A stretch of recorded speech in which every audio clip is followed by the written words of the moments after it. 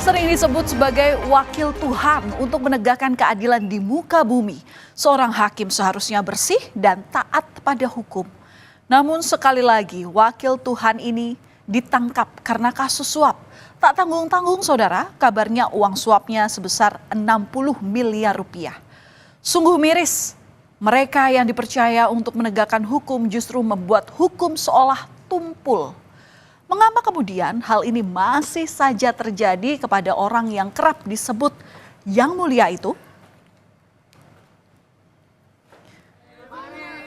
Pada Sabtu 12 April 2025, Kejaksaan Agung menetapkan 4 orang tersangka suap penanganan perkara di Pengadilan Negeri Jakarta Pusat.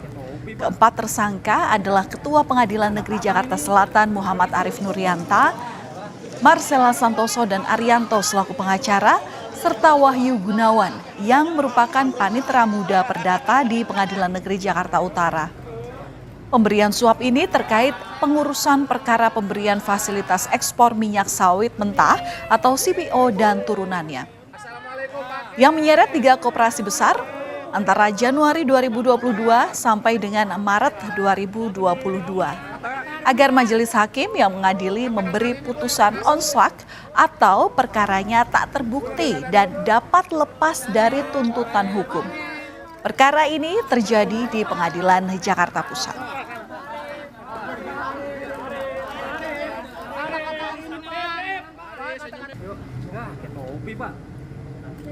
Adapun keempat orang tersebut masing-masing adalah: 1. Tersangka WG yang bersangkutan selaku panitera muda perdata pada Pengadilan Negeri Jakarta Utara. Jadi saat ini jabatan yang bersangkutan adalah panitera muda pada Pengadilan Negeri Jakarta Utara.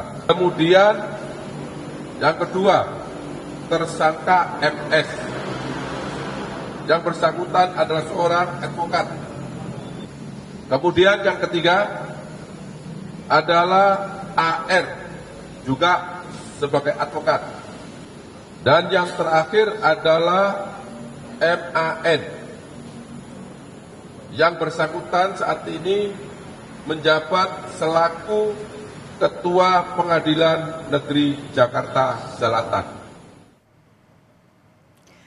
Dalam kasus ini, Ketua Pengadilan Negeri Jakarta Selatan Muhammad Arief Nurianta diduga menerima suap sebesar 60 miliar rupiah dari 2 tersangka lain, yakni Marcella Santoso dan Arianto selaku pengacara melalui perantara Wahyu Gunawan yang merupakan panitera muda perdata di Pengadilan Negeri Jakarta Utara.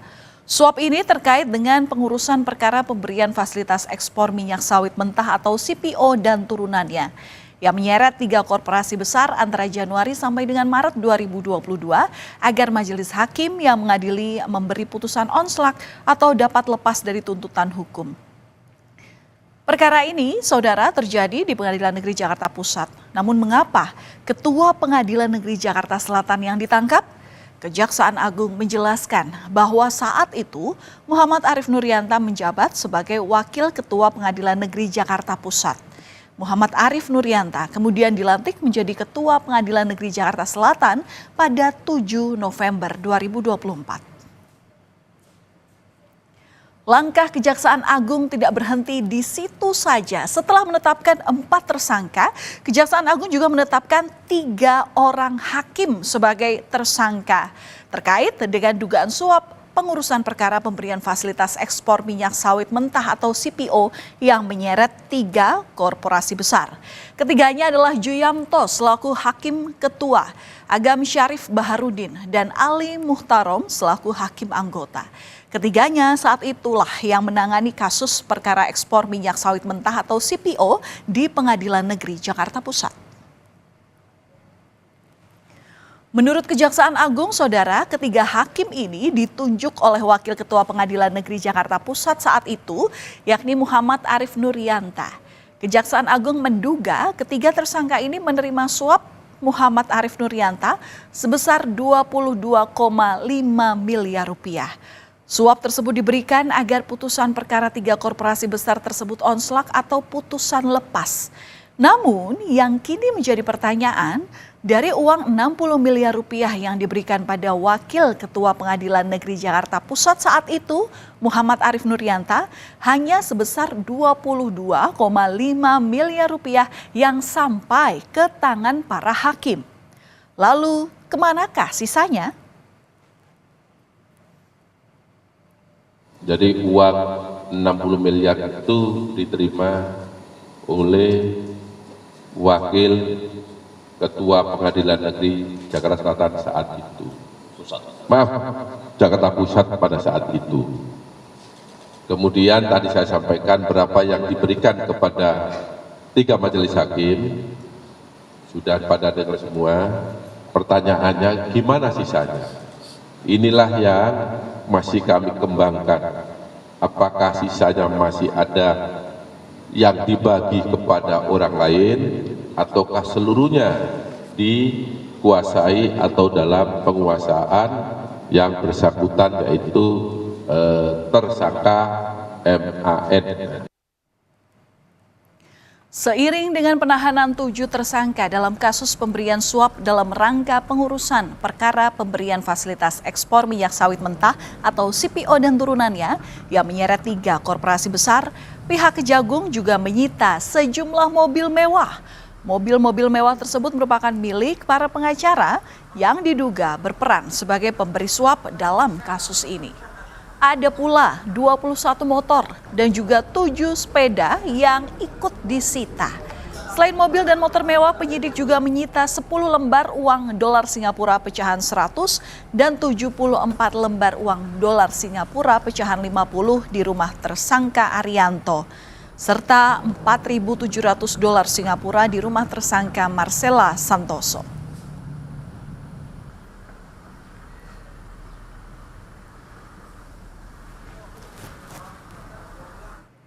Kejaksaan Agung juga menyita uang miliaran rupiah di rumah Ketua PN Jaksel dan 3 hakim.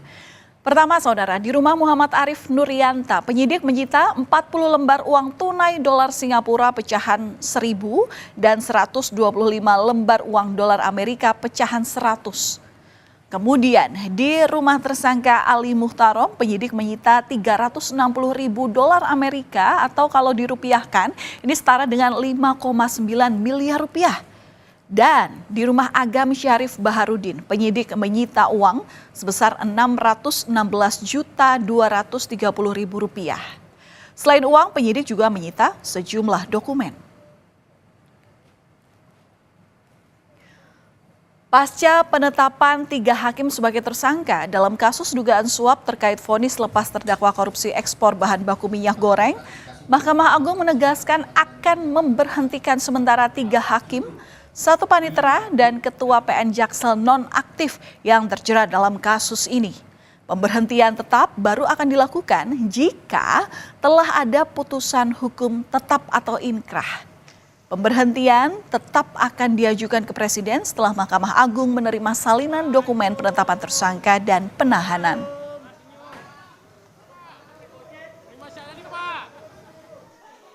Mahkamah Agung menghormati proses hukum yang dilakukan oleh Kejaksaan Agung terhadap Ketua Pengadilan Negeri Jakarta Selatan dan Majelis Tipikor, Majelis Hakim Tipikor pada Pengadilan Negeri Jakarta Pusat. Hakim dan panitera yang telah ditetapkan sebagai tersangka dan dilakukan penahanan akan diberhentikan sementara jika telah ada putusan yang berkekuatan hukum tetap akan diberhentikan tetap. Sementara itu, juru bicara Komisi Yudisial Mukti Fajar Nurdewata menyebut akan melakukan penyelidikan mendalam guna menelusuri dugaan pelanggaran kode etik dan pedoman perilaku hakim. KY juga akan berkoordinasi dengan Mahkamah Agung dan Kejaksaan Agung untuk melakukan pendalaman terkait kasus tersebut. Yudisial sangat menyayangkan dan prihatin sekali terhadap peristiwa tersebut. Dan oleh karena itu, KY menggunakan hak inisiatifnya untuk menerjunkan tim dalam menelusuri dugaan pelanggaran kode etik dan pedoman perilaku hakim. Dan tim juga akan mengumpulkan informasi dan keterangan terkait kasus tersebut. serta memproses informasi atau temuan apabila ada indikasi pelanggaran kode etik hakim. Memang, Saudara, pihak Kejaksaan Agung menyebutkan bahwa uang sebesar 60 miliar rupiah itu diberikan oleh pengacara terdakwa melalui tersangka Wahyu Gunawan kepada Ketua PN Jaksel. Dan kemudian uang tersebut dibagikan kepada 3 hakim. Namun dari mana sebenarnya asal-usul uang 60 miliar rupiah ini? Apakah ini murni milik pengacara atau justru ada orang lain di balik kasus suap ini?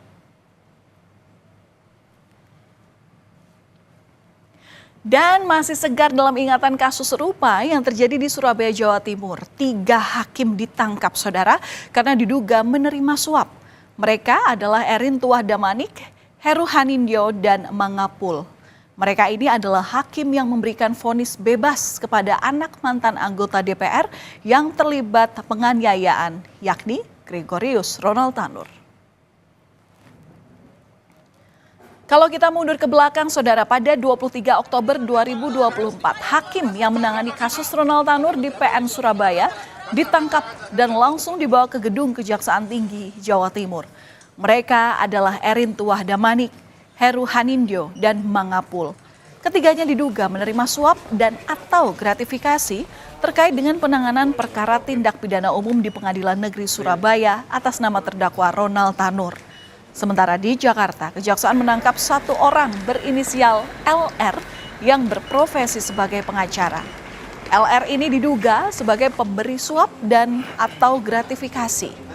Kejaksaan Agung melihat ada indikasi kuat bahwa vonis bebas Ronald Tanur adalah karena ketiga hakim ini menerima suap dan atau gratifikasi dari LR.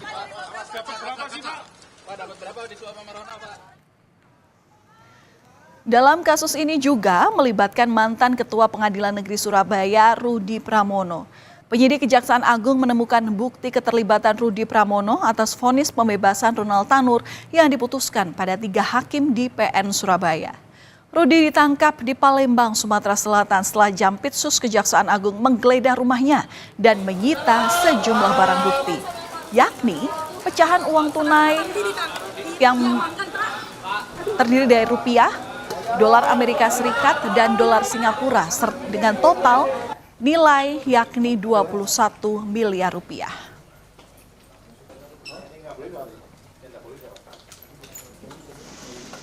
Tidak hanya ex-ketua Pengadilan Negeri Surabaya yang terlibat dalam kasus ini, mantan pejabat Mahkamah Agung Zarof Rikar ini juga turut terlibat. Zarof Rikar diduga menerima uang suap sebesar 5 miliar rupiah dalam bentuk pecahan uang asing. Suap ini untuk tetap menyatakan Ronald Tanur tak bersalah pada tingkat kasasi. Saat itu Zarof Rikar menjadi perantara dalam kasus Ronald Tanur.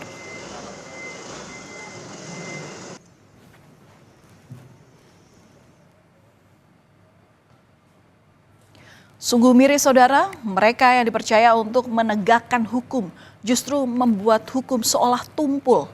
Mafia peradilan harus benar-benar diberantas. Karena jangan sampai kesucian peradilan kembali dinodai oleh orang-orang yang tak bertanggung jawab.